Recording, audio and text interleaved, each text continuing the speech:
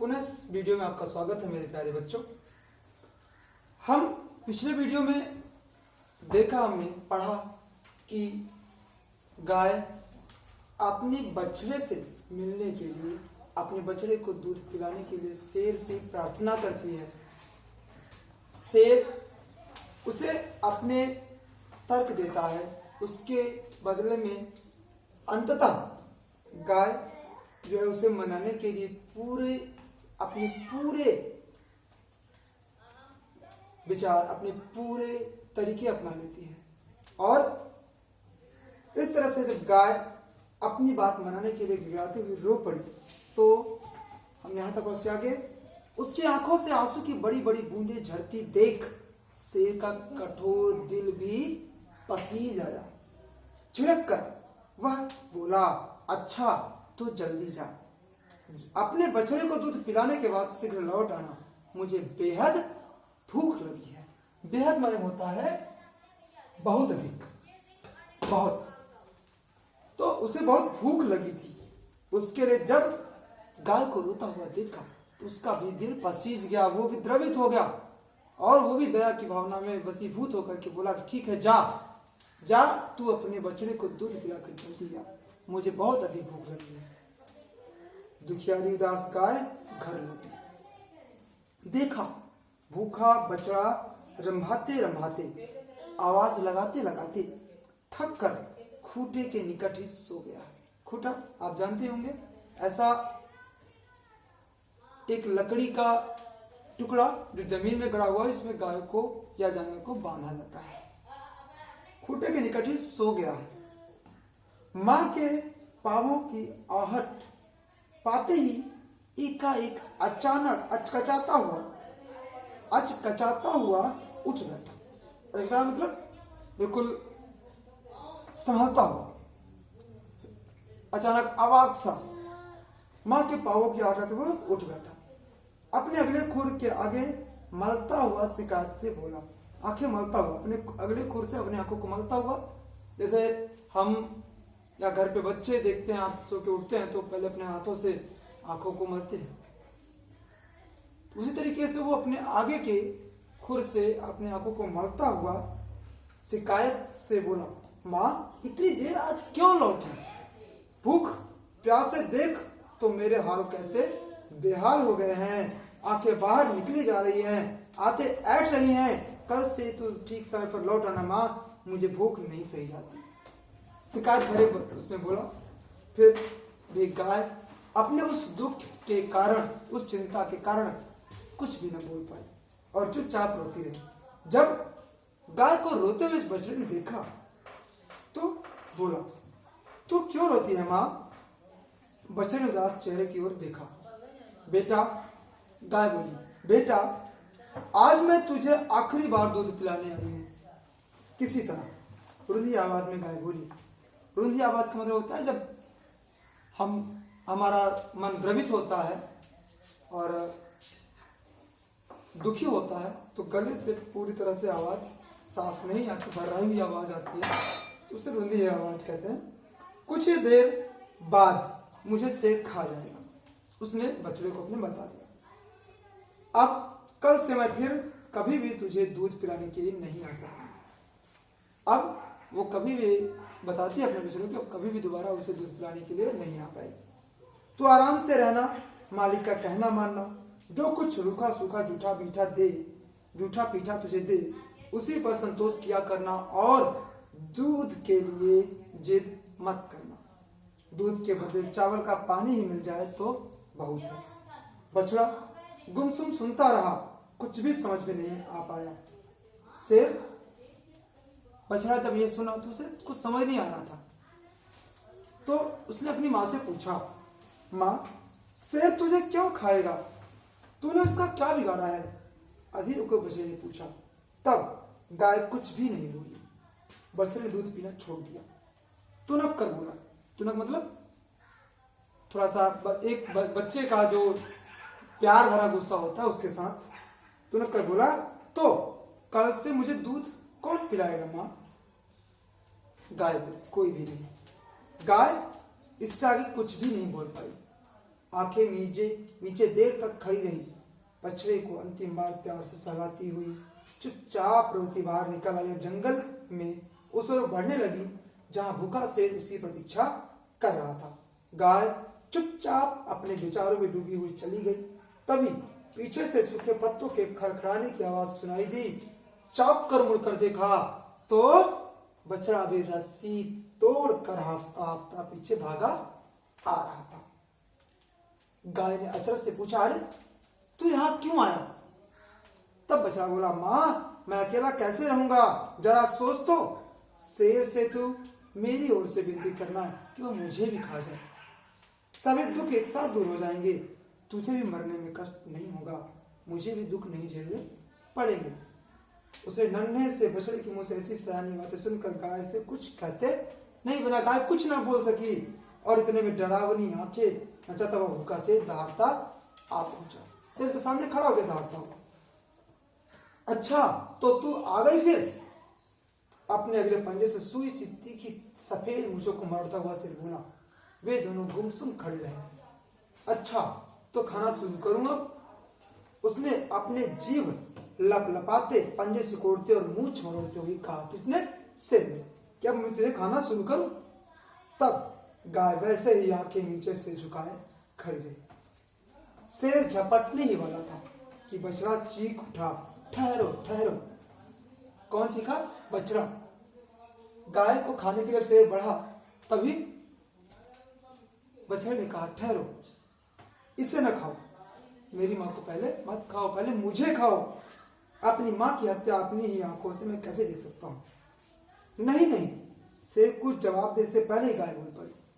शेर नहीं कुछ बोला, उसके पहले ही गाय बोली, नहीं नहीं, मुझे खाओ, पहले मुझे, इसे छोड़ दो, नादान बच्चे की बातों में मत आओ, यह तो जन्म से ही हटी है।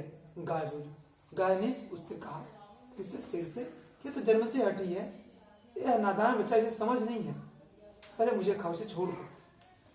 ऐसा नहीं हो सकता। बच्चा पूंछ उठाता हुआ उछल पड़ा। वाह, बोला। अपने पूंछ को उछालते हुए देखे, जब गाय पे घर पे जो बच्चे होते हैं, बछड़े होते हैं, तो उछल कूद के ही चलते हैं छोटे बछड़े। तो मेरी माँ को छोड़ दो, मेरी माँ को छोड़ो, मुझे खाओ।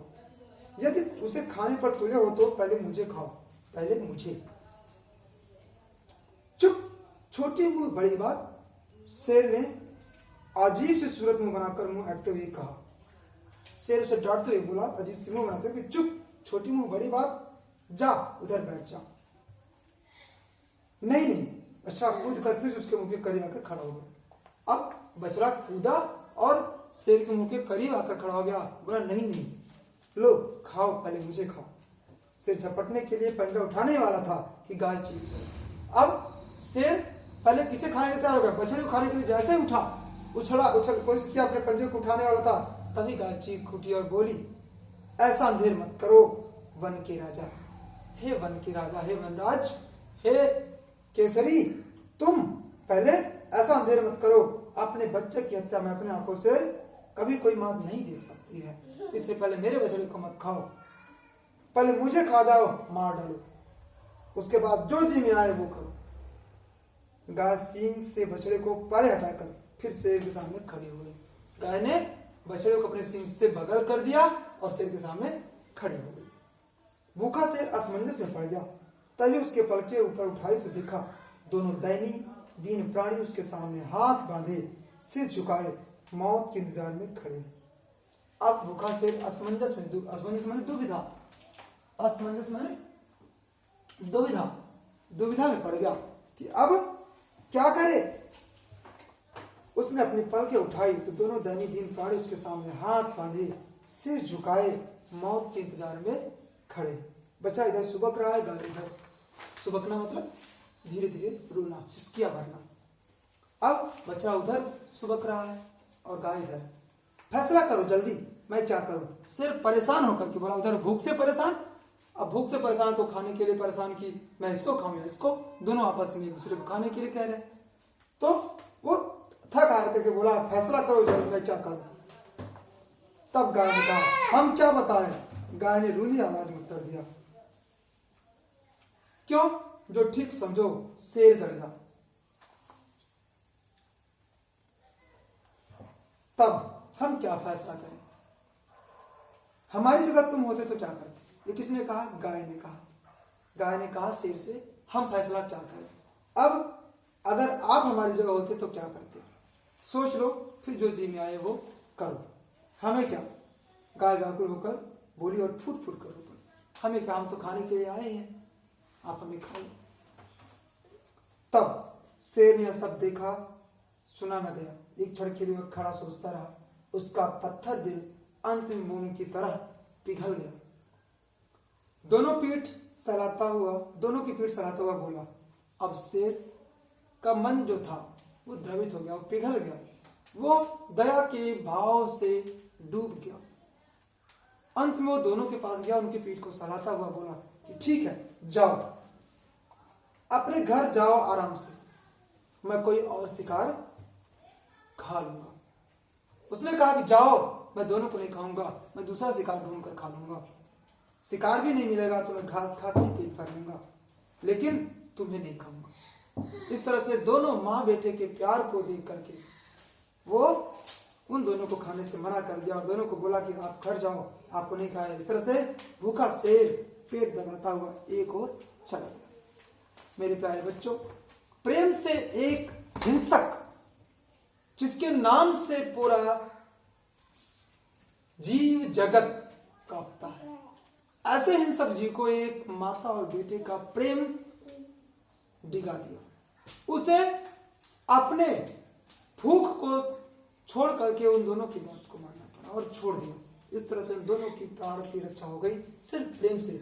हम एक दूसरे से अगर वो लड़ते तो शायद दोनों के दोनों मारे जाते, लेकिन दोनों के प्रेम को देखकर, दोनों के भाव को देखकर सिर भी द्रवीभूत हो गया और उन दोनों को छोड़ दिया।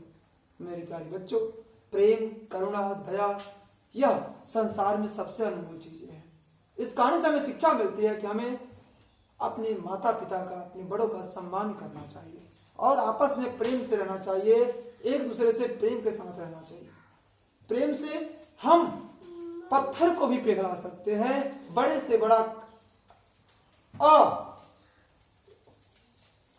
कभी न पूरा हो सकने वाला काम भी हम पूरा कर सकते हैं। मेरे प्यारे बच्चों, अब हम इस पाठ के अभ्यास कार्य को करते हैं। इस वीडियो के साथ मैं आपको अभ्यास कार्य भेज रहा हूं, प्रश्नोत्तर भी भेज रहा हूं, उससे आप लिखेंगे और याद करेंगे। मेरे प्यारे बच्चों, आप देख लें, ये आपका गाय बहुविकल्पी है कि गाय रास्ता क्यों भटक गई। हमने पहले भी पढ़ा कि घनी झाड़ियों में उलझकर वह रास्ता भटक गई। क में दूसरा सही होगा। ख में गाय क्यों घबरा उठी, तो गाय क्यों घबराई थी? क्योंकि उसके सामने खड़ा शेर उसे खाना चाहता था।